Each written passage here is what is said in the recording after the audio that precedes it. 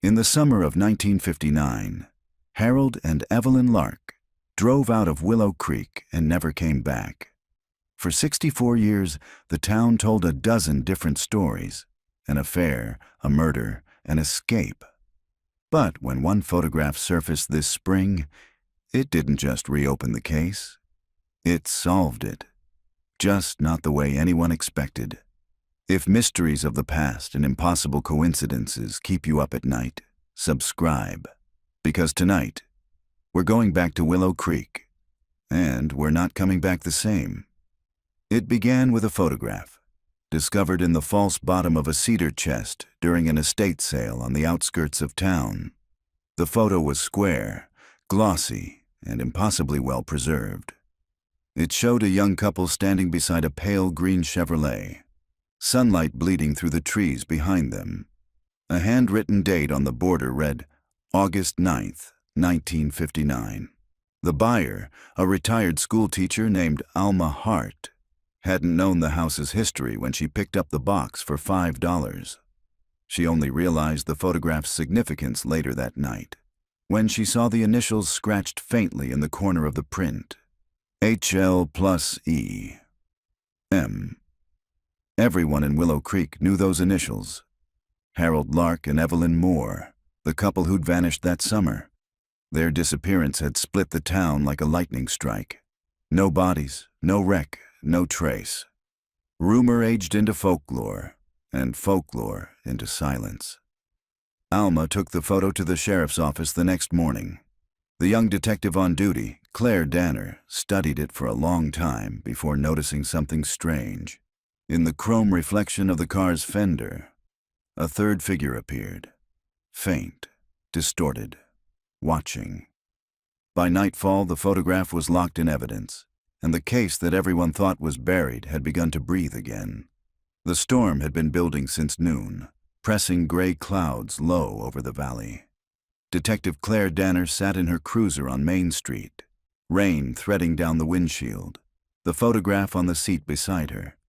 It seemed to hum under the dim light, as if holding its own small weather system.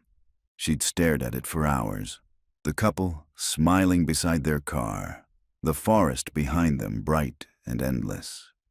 At first glance, nothing about it felt sinister, but the reflection in the car's fender refused to leave her mind. The shape was wrong. Too tall, too close. By the time she drove out toward the old Lark property, the rain had turned to a steady downpour. The road was a thin ribbon of gravel and memory, lined with barbed wire fences and empty fields. The Lark farmhouse still stood at the end of the lane, half collapsed under decades of neglect. She parked, killed the engine, and listened. Only the ticking of cooling metal. When she stepped out, the air smelled of wet hay and rust. Inside, the house was a mausoleum of small, forgotten things. A calendar frozen on August 1959, a china cup rimmed with dust, a dress folded neatly across a chair as if waiting for a suitcase that never closed. Claire laid the photograph on the table and shone her flashlight across it. In the moving light, the couple's faces seemed to shift, smiles faltering in the shimmer of moisture. She brushed a fingertip along the glossy surface and felt the faintest ridge, a crease that hadn't been visible before. She angled the beam. Under the gloss, 3 penciled words surfaced. He was there. A gust slammed a shutter upstairs. She froze, listening. The sound came again. Wood against wood, slow and rhythmic, not quite wind. She climbed the staircase, each step groaning. At the top landing, she found a door half open. Beyond it, an attic filled with dust and the smell of mildew. Under the eaves sat a trunk identical to the one where the photo had been found. Inside were stacks of newspapers, yellowed letters, and a small Kodak box labeled Developed, August 1959. Her pulse quickened. The negatives inside were intact, curled with age but preserved. She held one strip to the flashlight beam. The same scene, the car, the couple. But in one frame, the third figure was closer, almost beside them. She exhaled shakily. Outside, Thunder rolled across the valley like something turning in its sleep. When she returned to the cruiser, she dialed the number for the county lab. "I need a rush scan," she told the technician. "Priority evidence, cold case reopen." The tech's voice crackled back. "You finally found something on the Lark job?" Claire watched lightning flicker through the rain. "Not something," she said quietly. "Someone." As she hung up, her headlights caught movement in the field. A pale figure slipping between rows of wheat. Impossible in the storm's fury. She stepped out, rain slashing her face, but the field was empty. Only the whisper of the wind and the sense that she was no longer the first to return. Back inside the car, the photo lay where she'd left it, but the reflection in the fender had changed. The third figure was closer now. Rain hadn't stopped by morning. It hung in a steady curtain over Willow Creek, turning the streets to mirrors and the air to fog. In the police lab downtown, fluorescent lights hummed over stainless tables. Detective Claire Danner stood beside the technician, watching as the negatives from the attic unspooled across the scanner's glass. The machine flickered. One frame after another appeared on the monitor. Harold and Evelyn Lark, young and bright, standing beside their Chevrolet. In the distance, a wall of trees shimmered in the summer haze. Nothing unusual. Then the fourth frame loaded, and the room's temperature fell with the frame. The third figure stood at the edge of the frame, half hidden behind a sycamore. Male, broad-shouldered, wearing a brimmed hat. The face was obscured by motion blur, but something about the posture, the tilt of the head, the angle of one arm, made Claire's stomach tighten. He wasn't watching the camera. He was watching Evelyn. The technician, a young man named Walt, leaned closer. "You think this could be the photographer's shadow? Maybe an overexposure?" Claire shook her head. Different axis. The shooter stood 3 feet left of this lens. Walt zoomed in, enhancing contrast. The man's outline sharpened. On his right hand, a glint of metal, a watch or a ring. Beside him, something darker, lower to the ground, almost the shape of a dog crouched in the grass.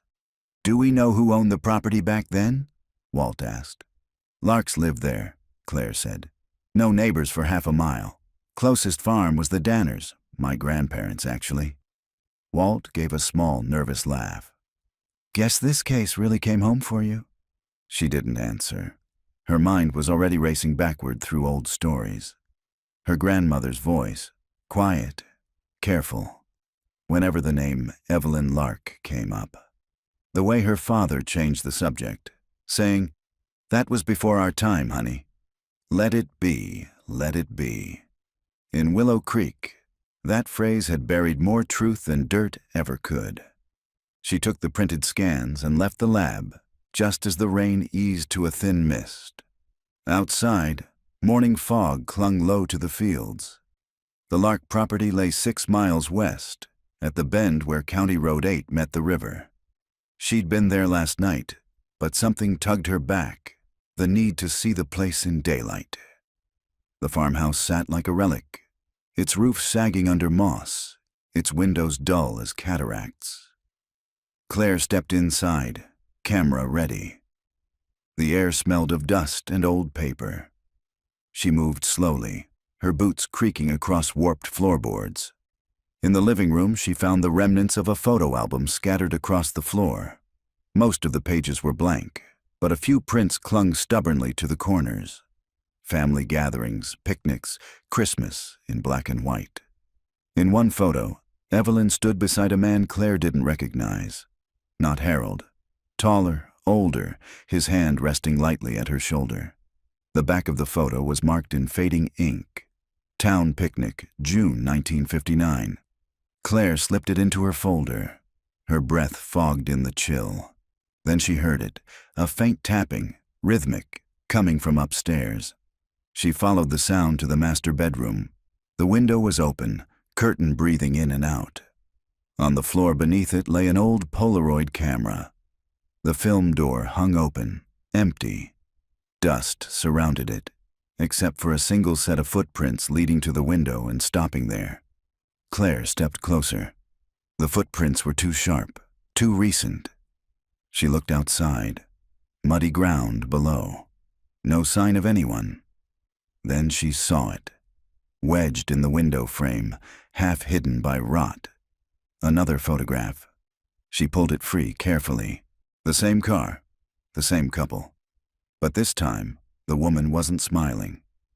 Evelyn's face was turned slightly away, eyes fixed on something beyond the frame. In the glossy reflection of the car's hood, the third figure was no longer distant. He stood between them now. Claire's pulse hammered. She tucked the photo into an evidence bag, sealed it. When she turned back toward the door, she froze. On the dust-coated mirror above the dresser, someone had traced 3 letters with a fingertip. Run. She backed away, heart racing. Downstairs, the wind slammed the front door open, and for an instant she thought she saw a shadow move past the threshold. Tall, still, watching her leave. By the time she reached the car, the mist had thickened into fog so dense the world disappeared beyond the headlights. On the seat beside her, the new photo lay inside its plastic sleeve. The surface had begun to fog, moisture trapped beneath the seal, blurring the edges of the image. But one thing was clear now. In the reflection, the figure's face had started to form. Not blurred, not distant. Smiling and looking directly at her. The fog held until mid-afternoon, smothering the valley like a blanket pulled too tight. By the time Detective Claire Danner reached the Willow Creek retirement home, the air had cleared just enough for the hills to show through. Colorless silhouettes under a silver sky. She parked beside the cracked walkway and sat for a moment, gathering herself. The photo from the Lark farmhouse lay face down on the passenger seat, its edges damp from humidity. She'd stopped trying to make sense of the reflection. Logic bent too easily around fear. Inside, the halls smelled faintly of antiseptic and overcooked vegetables. She signed in at the desk, then followed the nurse down a quiet corridor to room 104. Mrs. Lark doesn't get many visitors, the nurse said softly. Not since her brother passed, but she's sharp, even if she drifts sometimes. Claire nodded. The name alone carried a weight. Not Evelyn, who'd vanished, but her younger sister, Ruth Lark. The last person to see Harold and Evelyn alive. Ruth sat by the window, wrapped in a wool blanket, staring at the rain beating the glass. Her hair was white as frost, her hands small and veined like river maps. When she turned, her eyes sparked with something old and fierce. "You're one of them," she said. "Cops." "Detective Claire Danner," Claire said gently. "I wanted to ask about your sister." Ruth smiled faintly, almost sadly. Everyone does. They think if they ask different, they'll get different answers. "I'm not after rumors," Claire said. "Just truth." Ruth nodded slowly. "Truth's heavier than lies, Detective. People drop it when they get tired." Claire took the photo from her folder and laid it on the table. "Do you recognize this?" Ruth's gaze fixed on the picture. Her breath caught. That was the day they left. Evelyn packed a picnic, said they were driving up toward Miller's Bluff to watch the meteor shower. She said they might stop by the river on the way back. Claire leaned closer. "Did she say why they were going alone?" Ruth hesitated. "Because Harold didn't like the man who kept coming around." She said he made her nervous. "What man?" Ruth's hands trembled. "Name was Pierce. Russell Pierce. Worked the gas station out on County Road. But he wasn't just filling tanks, if you know what I mean. Sheriff warned him off more than once." Claire's pen paused mid-note. "You think Pierce followed them?" Ruth's gaze drifted to the window. "I think he never left this town. And I think whatever's in that picture isn't finished." They sat in silence for a moment, the rain ticking on the glass like a clock with no patience. Then Ruth spoke again, voice thinner, distant. "You found their car yet?" Claire frowned. No, not yet. Ruth nodded, as if that confirmed something. Then it's still down there. Where? She looked back, eyes bright with a kind of fever. The river doesn't forget, Detective. It just hides what it keeps. Claire left with the photo pressed under her arm, and Ruth's words circling in her head. By dusk, the sky had gone pale gold over the ridge, and the wind smelled of damp earth. She drove toward County Road 7, the old route to the river. The asphalt ended where a dirt path began, winding through willows and cattails. Halfway down, she saw it. A wooden sign split by rot. Miller's Bluff Road. Her headlights swept across the bank where the creek widened into a slow black pool. She parked, stepped out, and felt mud give under her boots. The water was still, thick with fallen leaves. A broken fence post jutted near the edge, and tangled in the wire hung something metallic, a fragment of chrome trim, curved like part of a bumper. Claire crouched, brushing away mud until letters emerged. Chevrolet. She looked down the embankment. In the fading light, she could just make out a faint contour beneath the surface. The outline of a roof, a windshield, the ghost of a car sleeping in silt. Her pulse climbed. She grabbed her radio. "Dispatch, this is Danner. I need a dive team at Miller's Bluff, possible submerged vehicle 1950s model." The radio hissed back with static, then silence. She tried again. Nothing. The air had gone utterly still. Claire stepped back toward the car. The surface of the river shifted once, a ripple spreading outward from the center, as if something beneath had exhaled. In that fleeting moment, the rain began again. Cold, thin needles against her face. She looked once more at the water, and for an instant she could have sworn she saw two faces reflected there, Harold and Evelyn, pale and weightless, watching from below. Then the ripple broke, and they were gone. When she reached her cruiser, the photo had slipped from the folder and landed face up on the passenger seat. Moisture had blurred the ink at the edge, but one word was clear now, new, sharp, and wet. Below. By dawn, the fog had rolled back over the valley, swallowing Miller's Bluff in a pale hush. Detective Claire Danner stood on the riverbank, coffee cooling in her hand, watching divers from the county search team assemble their gear. The water was dark and slow, the kind of silence that carried weight. Deputy Holt, tall and square-shouldered, joined her. "Hard to believe that thing's been down there 60 years, he said. Claire nodded, eyes on the current. If it's really the Lark's car, it's the oldest open file we've got. The lead diver, a woman named Kelly, slipped her mask into place and gave a thumbs up. Moments later, she vanished beneath the surface. The others followed, bubbles rising in clusters that broke the stillness like clock ticks. The radio on Claire's belt crackled faintly. "Visibility 2 feet. Kelly's voice came through, warped by static. "We've got metal, large structure, looks like a vehicle roof." Claire moved closer to the edge. The smell of the river was metallic, sour with silt. "Confirmed Chevrolet emblem," Kelly said. "Green paint, matched to 1958 Bel Air." Claire's chest tightened. Harold Lark's car had been a pale green Chevrolet. "Can you access the interior?" she asked. A pause. Then Kelly again. Voice lower. "Driver's side window's gone. I'm going in." The seconds dragged. Then, "God, there's someone here." Holt leaned toward the radio. "Say again?" "Remains," Kelly said. "2 of them, front seat. Still belted in." Claire exhaled slowly.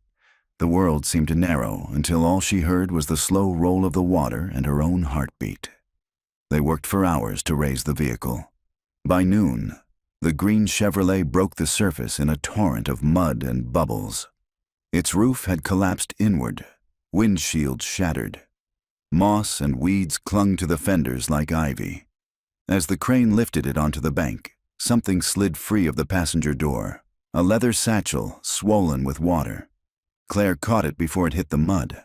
The clasp had rusted, but she pried it open with her pocket knife. Inside were the remnants of a wallet, a lipstick tube, and a small envelope sealed in wax. The paper had darkened to the color of tea, but the ink was still legible. She peeled it open carefully. Inside, a photograph. Not the one she'd seen before. This one showed Evelyn alone, sitting on a porch step, eyes red-rimmed, hands folded tightly in her lap. Behind her, Harold stood in the doorway, half-shadowed, looking down at her as though deciding something. On the back of the photo, in the same faint pencil as before, "Not an accident." Claire felt the air leave her lungs. She looked at Holt. "We'll need the coroner here." "And a secure evidence locker for this?" He nodded, signaling the team. While they worked, she walked a few yards upriver to clear her head. The rain had stopped, but drops still fell from the trees like the aftermath of tears. She crouched at the water's edge, touching the surface. It was colder than she expected. Beneath, she could just make out a shimmer, something caught in the sediment, reflecting light. She reached in, fingers brushing metal. When she pulled it free, it was a wristwatch, corroded but intact, the hands frozen at 9:14. She slipped it into a bag, labeling it carefully.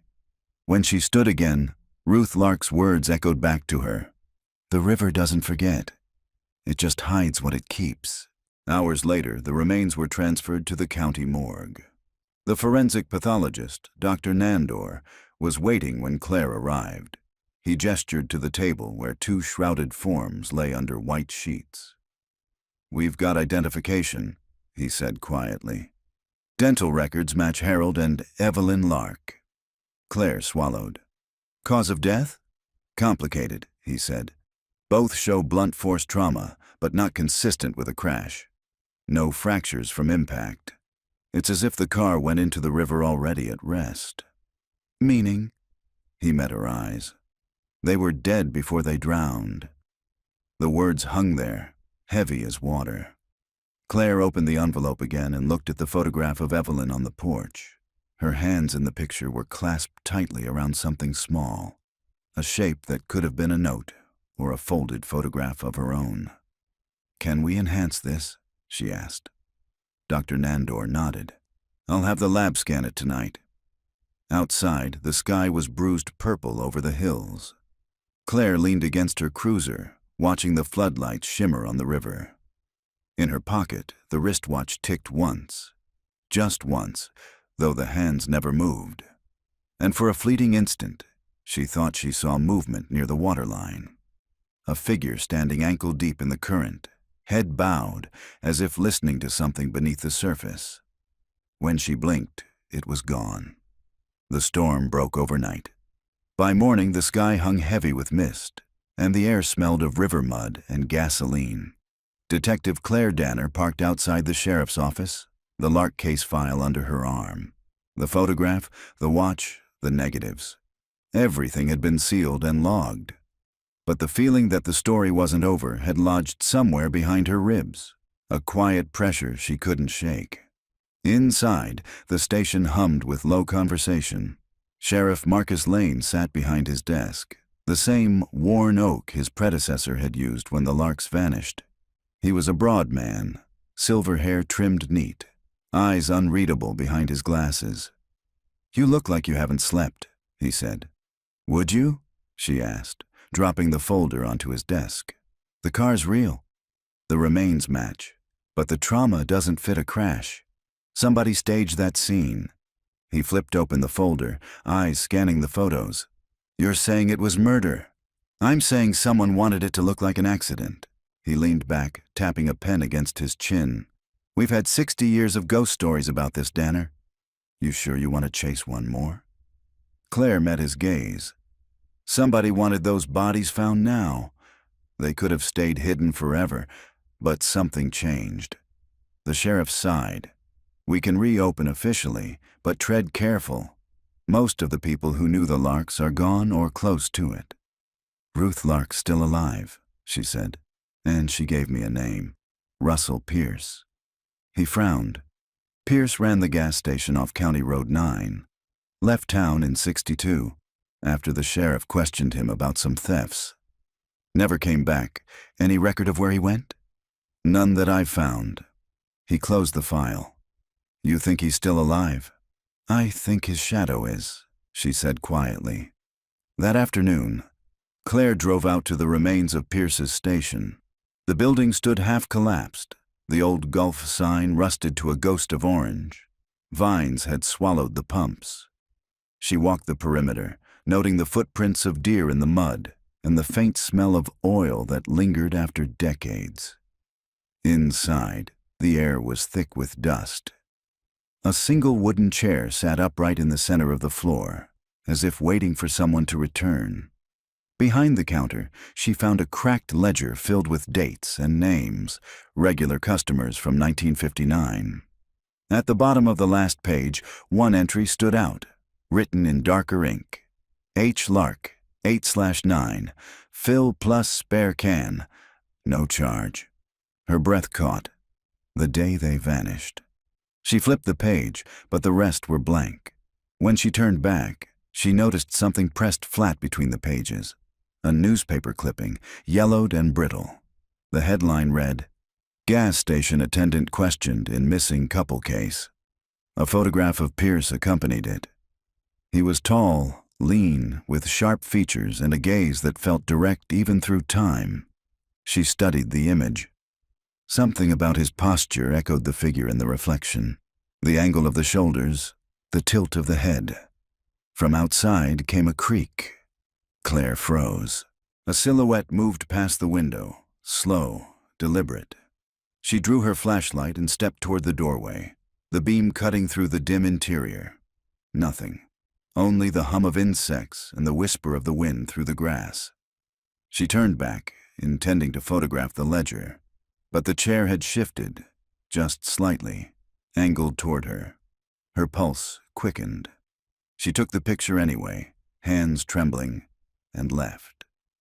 That evening, back at her apartment, she spread the photographs across her table, the one of Evelyn on the porch, the new scans of Pierce, the original image of the car. Side by side, they seemed to form a sequence, a story told without words. Evelyn's fear, Pierce's distance, the reflections' approach. She poured a drink and stared at them until the shadows blurred. Around midnight, her phone rang. It was Walt from the lab. "Detective, you're going to want to see this," he said. "We enhanced the porch photo." The object in Evelyn's hands. It's another photo.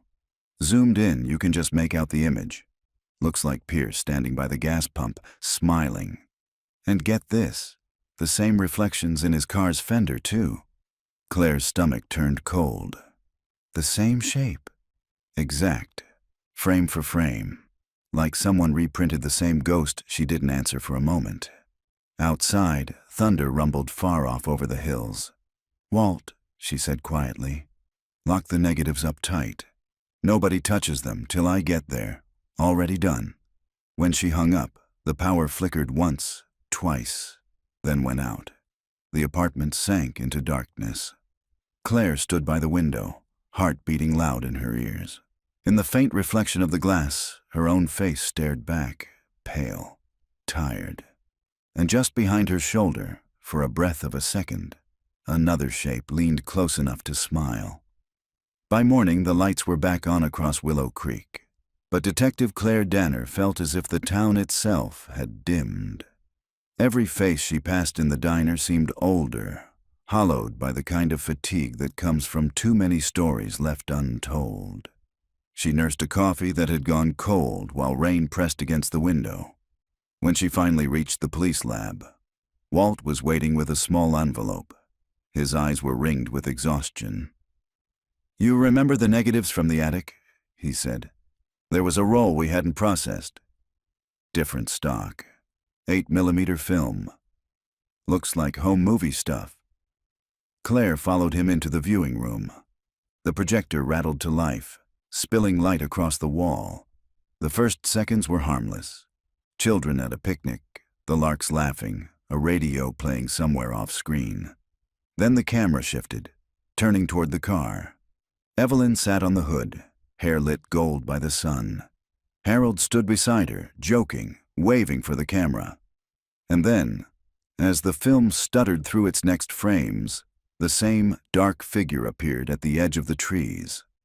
The lens lingered as if whoever filmed had meant to include him. He raised one hand, almost a greeting, almost a warning. The film jumped, burned, and the screen went white. Walt stopped the reel.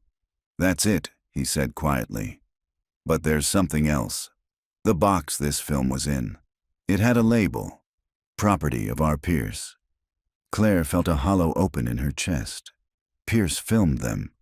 Looks that way. She stared at the frozen frame on the wall. The figure's posture was unmistakable now. Same angle, same lean. But something about the moment before the film burned, Evelyn's glance toward the lens, looked like fear. "I'll take the box," she said. Outside, the afternoon had turned gray again. Claire drove out of town toward the old cemetery. Pierce's parents were buried there, and she wanted to see the ground herself. The gate hung open, iron hinges squealing. She found their headstones near the back, leaning toward each other like old conspirators. The grave beside them was blank, but freshly disturbed. New earth, no marker. She crouched, brushing away wet soil. Beneath it lay a small tin container. Inside, a roll of undeveloped film wrapped in wax paper. She held it to the light. Faint outlines of images glimmered within. Her phone buzzed. Sheriff Lane's voice came through rough with static. "Danner, where the hell are you? Ruth Lark just passed away at the nursing home. Heart failure. Nurse said she'd been asking for you all night." Claire closed her eyes. The rain thickened, beating against her jacket. "Did she leave anything?" she asked. "An envelope, addressed to you. We'll keep it sealed till you're back." She drove fast, the road slick and narrow. The envelope was waiting on the sheriff's desk when she arrived. Heavy paper, her name written in a frail, shaking hand. Inside, a short note and a photograph. The note read, "He told her he'd keep them safe." I think she believed him. The photograph showed the Lark porch again, but in this version, the third figure was standing openly on the step beside Evelyn. Pierce's face was clear now, his hand resting lightly on her shoulder. Claire turned the photo over. On the back, in fading pencil, she said yes. Her throat tightened. The case that had looked like a double murder now curved toward something stranger, a triangle of fear, promise, and possession. That night she returned to her apartment and unrolled the newly found film. Against the lamp's glow, one frame caught the light. Evelyn sitting at the edge of a riverbank, eyes lowered, the reflection of a man behind her bending toward the water. She could almost hear it, the faint click of a camera shutter, the hush before someone disappears. She packed the film into an evidence pouch and set it on the table beside her coffee. The apartment was silent except for the slow dripping of rain from the eaves. When she turned off the lamp, the window glass filled with the streetlight's reflection. Her own face again, pale and still. But this time, there was no shape behind her, only the suggestion of a shadow walking away down the hall. The next morning, sunlight pushed weakly through the fog, thin as a pulse.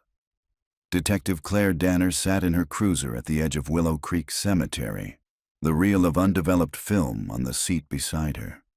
The town was beginning to feel less like a place, and more like a labyrinth of echoes, each discovery leading her further inward instead of out. She drove toward the county archives, the oldest building still standing downtown. Inside, the air smelled of paper and mildew. An archivist named Millie met her at the counter. "I'm looking for any record of a Russell Pierce after 1962, Claire said. Millie adjusted her glasses and began typing. "Let's see. There's a transfer notice. Motor vehicle registration canceled that year. And, wait." She frowned at the screen. "A death certificate." Claire leaned forward. "Date. August 12th, 1959. The same week the Larks vanished. But that can't be right, Claire said. If he died after they disappeared, who filmed them that week? Millie turned the monitor slightly.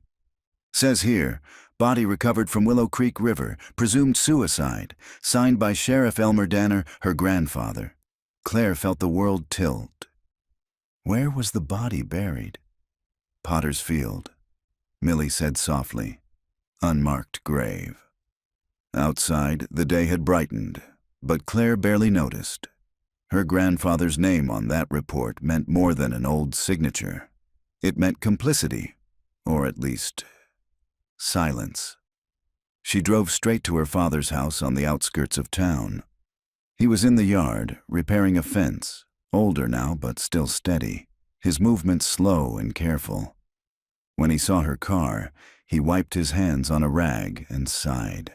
"You're digging up ghosts," he said. "Then tell me why they were buried," she replied.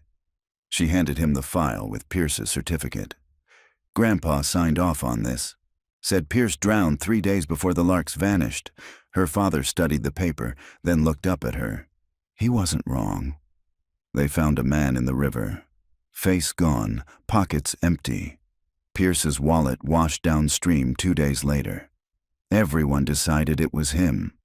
No one wanted to look closer, because it was easier, because it was over. She shook her head. No, it wasn't. That car was never found. Until now he hesitated, eyes clouding. Your grandfather used to say the river changes things, that what goes in doesn't come out the same. That's not an answer. He turned back to the fence.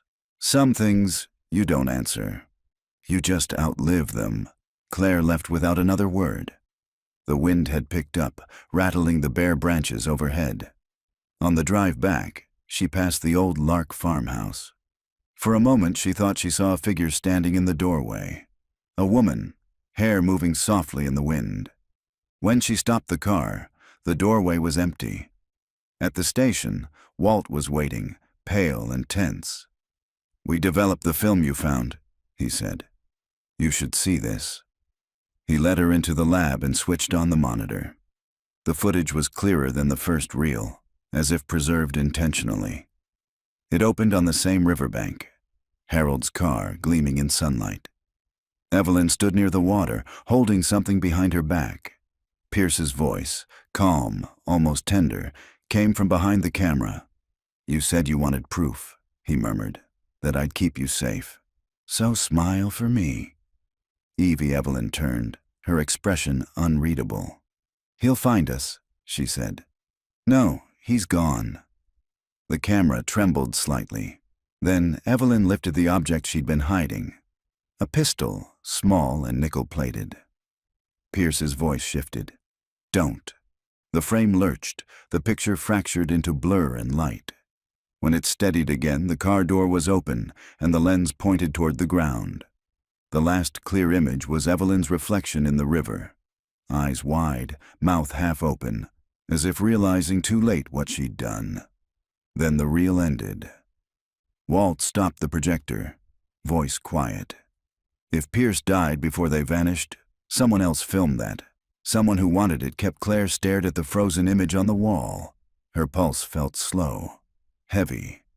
Or someone who wanted it finished. Outside the lab window, twilight had deepened. Across the parking lot, the river glimmered faintly through the trees. For the first time, Claire felt it. The pull of it, like gravity. The same current that had kept the car hidden. The same that had taken Pierce. And maybe everyone who'd tried to look too long. She packed up the reel and left the station. By the time she reached the bridge over Willow Creek, night had swallowed the valley. She stopped halfway across, leaning on the rail. The water moved below, calm and black. Her reflection shivered there, joined by another beside it. A man's face, older, blurred by the ripples. For a long moment, neither moved. Then the current carried him away. The next morning broke thin and silver, the kind of light that made everything look like a photograph left too long in the sun. Detective Claire Danner sat in her office surrounded by stacks of evidence bags. The Lark case spread across her desk like a map she was learning by heart. The film reel from the previous night was still running through her mind. Evelyn's reflection, the pistol, the half-formed sound of a man's voice. Claire replayed it again and again until the edges of each frame blurred into a dream. A soft knock at the door startled her. Walt stepped in, holding a sealed envelope. "Came through interoffice mail this morning," he said. "No return address." Claire took it. The handwriting was old-fashioned, the kind that looped like careful stitching. She tore the flap open. Inside was a single sheet of yellowed paper, folded twice. The ink had bled at the edges, but the words were still legible. "If you found the film, you'll know the truth wasn't mine to keep. The river doesn't lie. Check the post ledgers from August 1959. You'll find what I couldn't bury." E.D.E.D. Evelyn Danner, her grandmother. Claire felt the breath leave her chest.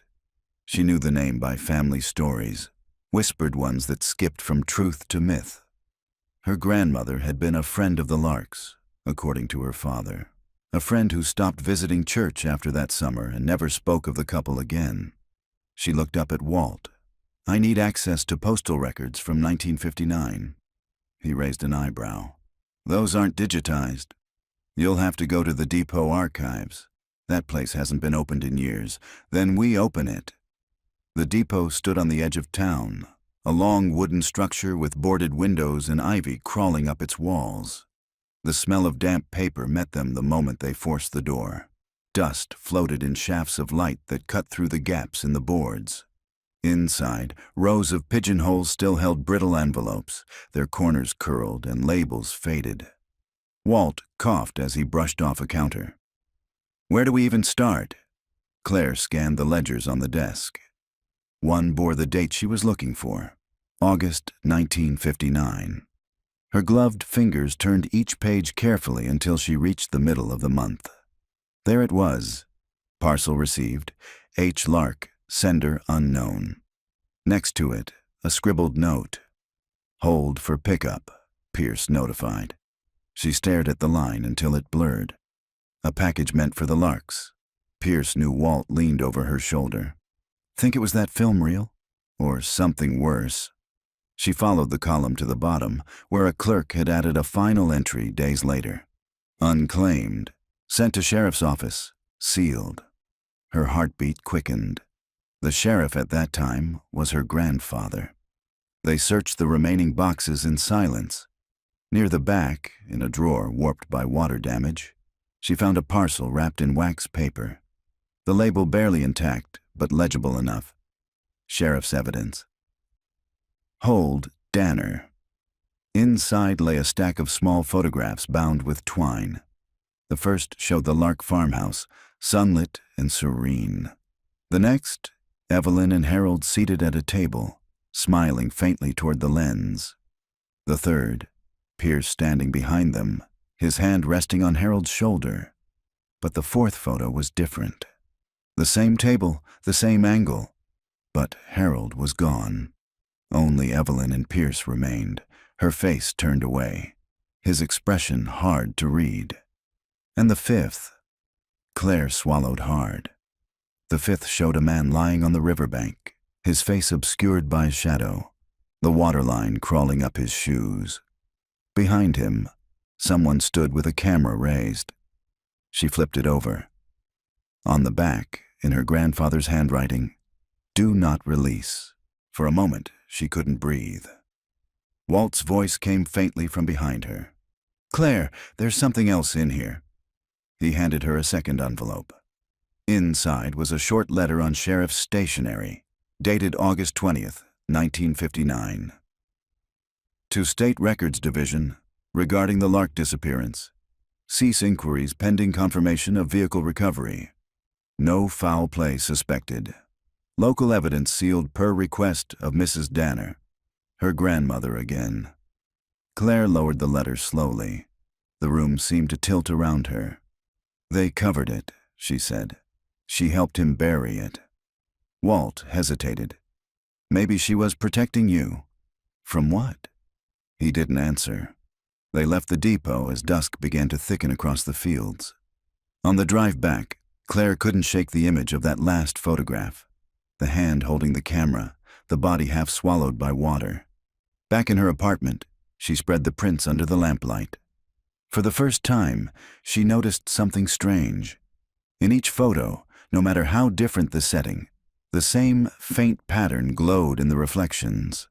A spiral, almost like the trace of a thumbprint caught in light. She lifted one print closer, tracing the mark with her own thumb. The moment her skin brushed the surface, a static crackle jumped across her fingertip. The photograph shuddered, just a flicker, like something alive under glass, and the spiral darkened. Claire drew her hand back. The air smelled faintly of ozone, the way it had before storms. She turned off the lamp. From somewhere in the apartment, the faint click of a camera shutter broke the silence. By dawn, the rain had passed, leaving Willow Creek washed clean and strangely quiet. Detective Claire Danner hadn't slept. The photographs still lay spread across her table, their glossy surfaces dulled by condensation from her coffee mug. Every image seemed to watch her. When she showered that morning, she caught herself glancing at the bathroom mirror too often. Her own reflection looked slightly delayed, as though the glass were remembering her instead of showing her. At the station, Sheriff Lane was already waiting. He looked tired, his uniform shirt rumpled. "Walt told me about the depot," he said, "and about your grandmother's note." Claire nodded, sliding one of the photographs toward him. "You recognize that?" He studied it. "That's the riverbank behind the old steel bridge. The same spot where they found Pierce's supposed body," she said. "Except this photo was taken before that, which means the body wasn't his." He rubbed his temple. "You're suggesting your grandfather signed a certainty he didn't have. I'm suggesting he might have been told to." Lane leaned back, his chair creaking. "This is getting personal, Claire." It already was. He exhaled. "All right. What's next?" "I want to exhume the grave listed under Pierce's name." He frowned but didn't argue. "Paperwork will take a day or two." "Make it one," she said, and left. The rest of the day unfolded like a series of half-formed memories. The morgue, the courthouse, the damp corridors of county records, all places that had outlived their own usefulness. People she questioned spoke softly, as if afraid of waking something. By nightfall, Claire drove to her father's house again. The porch light burned weak and yellow. He was sitting at the kitchen table, a glass of whiskey untouched in front of him. "You were right," she said. "Grandpa buried more than one secret." He didn't look up. "I told you some things don't like being dug up." She set the photograph on the table. "Do you remember this?" His hand trembled slightly as he picked it up. "He took that himself." "Your grandfather. Said it was the last time he'd ever go near that river." "Then who's holding the camera?" Silence. "Dad." Finally, he met her eyes. "Your grandmother." She followed him that day. Said she saw something come out of the water that looked like a man but wasn't. After that, she stopped sleeping. She'd wake up saying she could hear a shutter clicking in the dark. Claire felt a chill crawl down her spine. "You believe her?" He gave a helpless shrug. "I don't know what I believe anymore." Outside, the wind began to rise, scattering dry leaves across the porch. Claire stood. "They're exhuming the body tomorrow." Her father nodded slowly. "Then maybe you'll get your answer. Just be sure you want it." That night, she couldn't stay at the apartment. The silence there felt too aware. She checked into the motel near the edge of town instead, the kind used by highway travelers and truckers. The clerk barely looked up as she signed in. In her room, she laid the photos on the bedspread, studying them one by one. Each seemed sharper now, as if the longer she stared, the clearer they became. The spiral mark glimmered faintly under the lamplight. Her phone buzzed. A message from Walt. "Lab ran spectroanalysis on the prints. The pigment isn't photochemical. It's organic, like skin cells." She stared at the text, pulse rising. The air conditioner clicked off. The room sank into a stillness that hummed just under hearing. She turned toward the mirror above the dresser.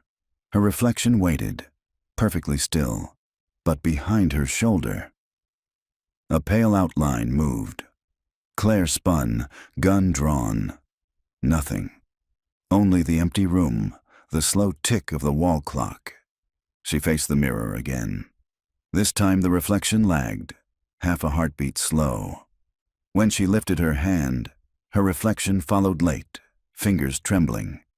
Then, behind the mirrored surface, something darker bloomed.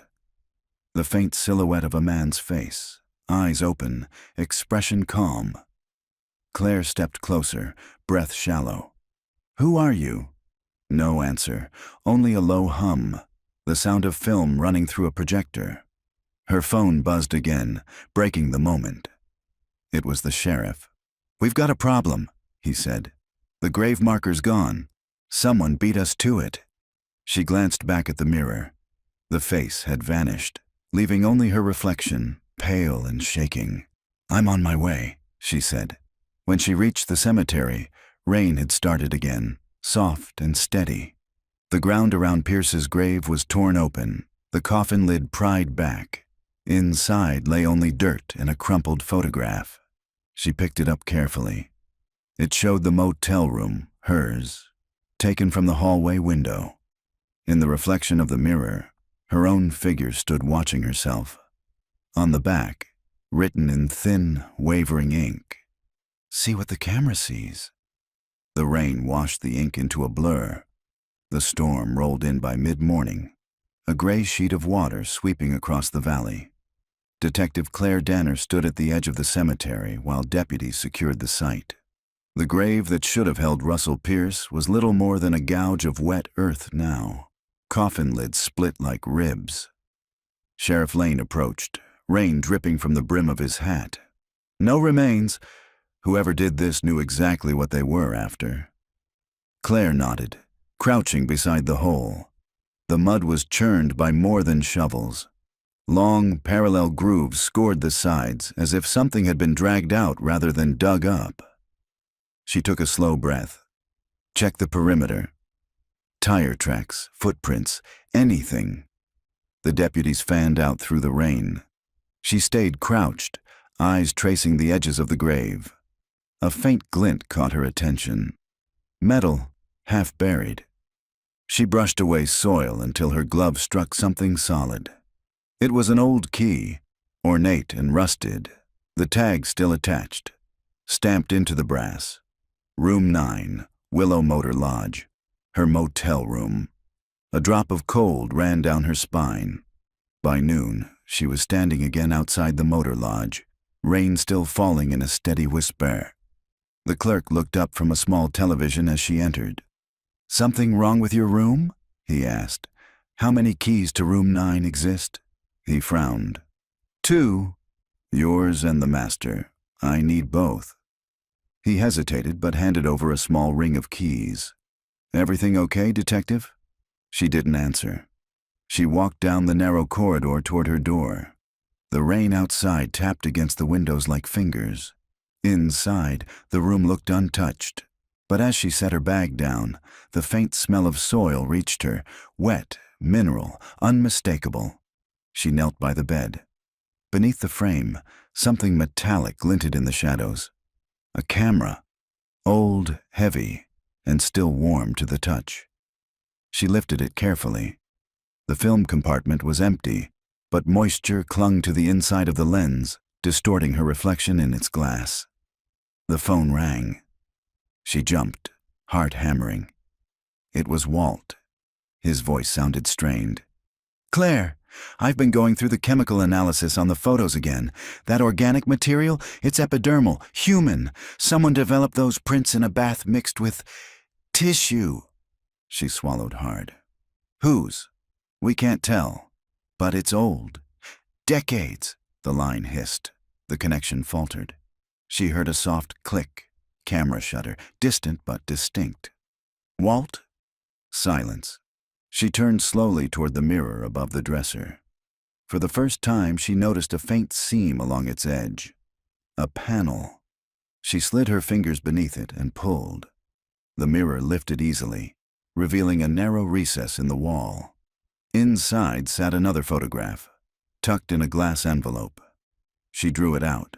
The image showed her standing in that exact room, facing the mirror, holding the photograph she now held. Her breath caught. On the back, a new message, ink still wet enough to smear. The camera remembers.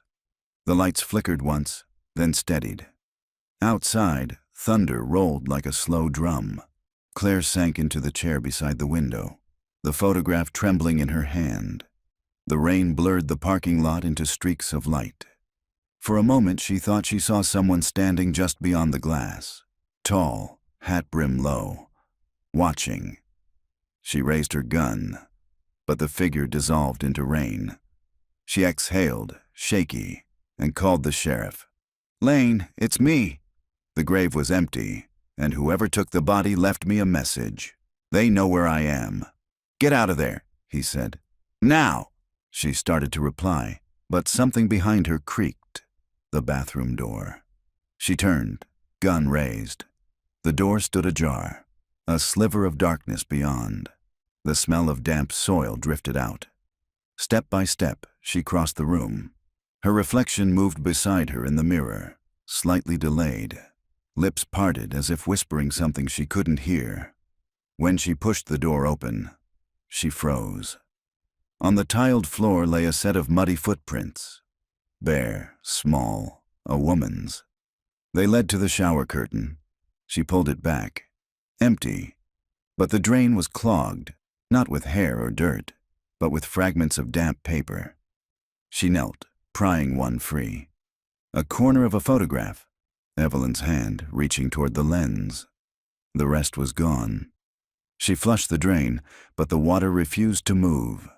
It swirled once, then stopped, the reflection of her own face breaking apart across its surface. Somewhere beyond the window, another camera clicked. The storm finally broke at dawn, leaving Willow Creek wrapped in a damp, uneasy quiet. Detective Claire Danner hadn't closed her eyes all night. She'd sat at the edge of the motel bed with the photograph still in her hand, the sound of that phantom shudder echoing in her mind. By morning, she'd made up her mind. She packed the camera, the key, and the photographs into an evidence case and drove straight to the station. The air outside still smelled of wet earth and iron. Sheriff Lane met her at the door. "You look like you've been through a war," he said. "Not done yet," she replied. In the lab, Walt was waiting, pale but steady. He held a small package wrapped in wax paper. "You're not going to believe this," he said. "Someone dropped this in our after-hours box. No name, no return address." He unwrapped it. Inside lay a roll of 35mm film, handwritten across the leader strip, 1959, last roll. Claire stared at it. Where did it come from? No clue, but it's the same type as the negatives from the Lark attic. I already ran a chemical test. Whatever's on this is fragile. You sure you want it developed? She hesitated only a moment. Do it. They worked in silence, the darkroom red light painting everything the color of blood. As the film unspooled into the developer, images began to bloom in faint gray. The farmhouse, the car, the river. Familiar scenes, ghosts made of silver. Then came one frame that stopped Claire's breath. Evelyn stood beside the Chevrolet, her hand raised in mid-motion, as though waving or warning. The next frame showed her closer to the camera, face drawn, eyes wide. The one after that was nearly black, the lens clouded, but a shape moved faintly in the shadows. A man's face, half lit, half erased. She whispered, "Pierce." Walt leaned closer. "There's more." He advanced the film. The final frame came into focus, a photograph of the river at night. Long exposure, water turned to glass. On the far bank, the reflection of a car's headlights glowed faintly. And in the center of the image, almost hidden in the dark water, was a second reflection. Someone standing there, holding a camera. Claire felt the hair rise on her arms. There's no way this could exist. That reflection is facing us, Walt swallowed. It's like it was taken from behind the lens. When the film was fully fixed and dried, she lifted the strip to the light. The emulsion shimmered faintly, like it was breathing. Walt said, "We can scan it, run enhancement." She shook her head. "No, I need to see it where it was taken." That evening she drove back to the river. The air was still, fog pooling low across the water. She parked at the edge of the bluff where the Lark's car had been raised and walked down to the bank. Every step made the ground softer until the mud sucked at her boots. The current moved lazily, carrying fragments of leaves. She took the film from her coat pocket, holding it against the fading light. The reflections of trees shimmered through the transparent frames. For a long moment, she stood there, the silence so complete, it felt like pressure on her ears. Then she heard it again, the faint, mechanical sound she'd been hearing for days. Click. She turned, nothing but fog. Another click, closer. She raised her flashlight. The beam caught movement at the water's edge, something glinting wetly.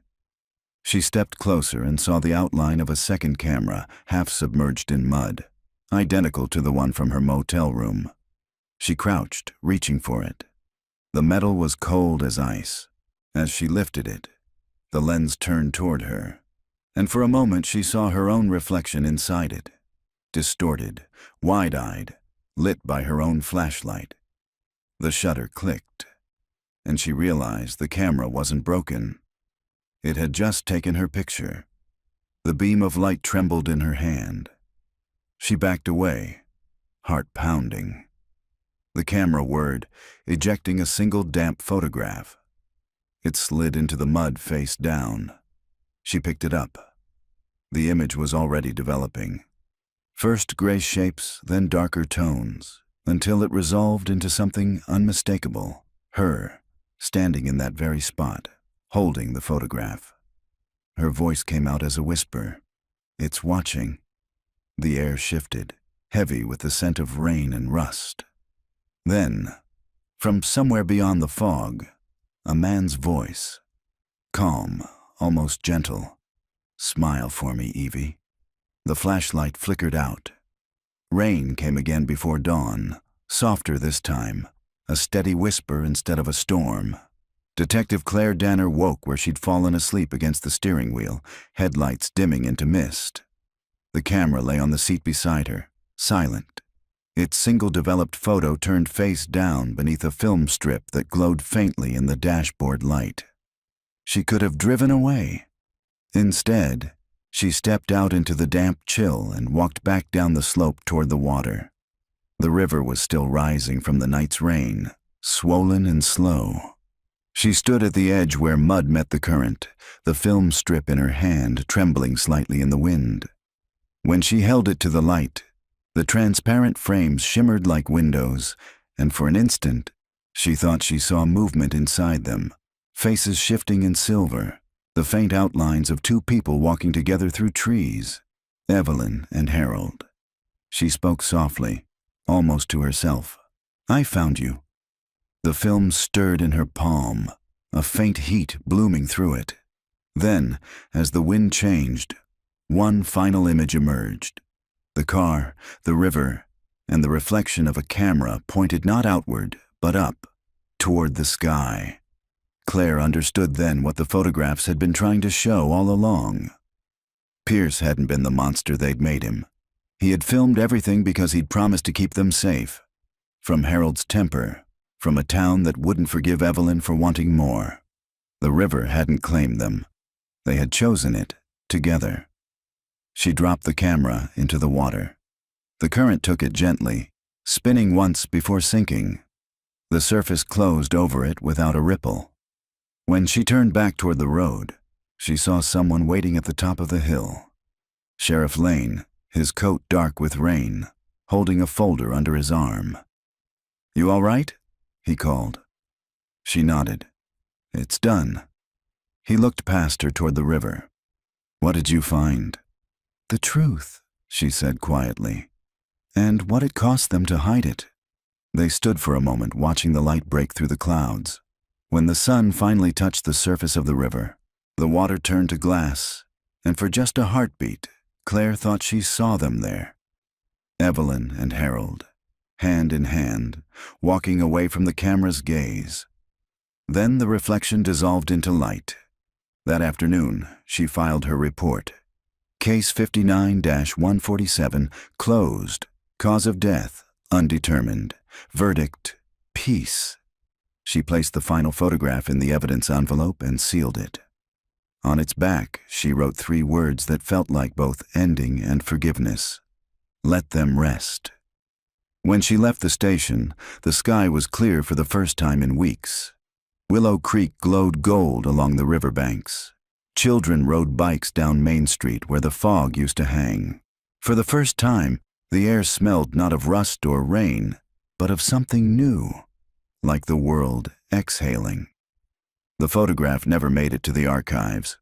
Months later, when the evidence room was inventoried for transfer, the envelope marked Lark Case was missing. In its place lay a single snapshot, newly printed, glossy and untouched by age. It showed the river under sunlight, calm and endless, a woman standing at the edge with her back to the camera. Her hair moved gently in the wind.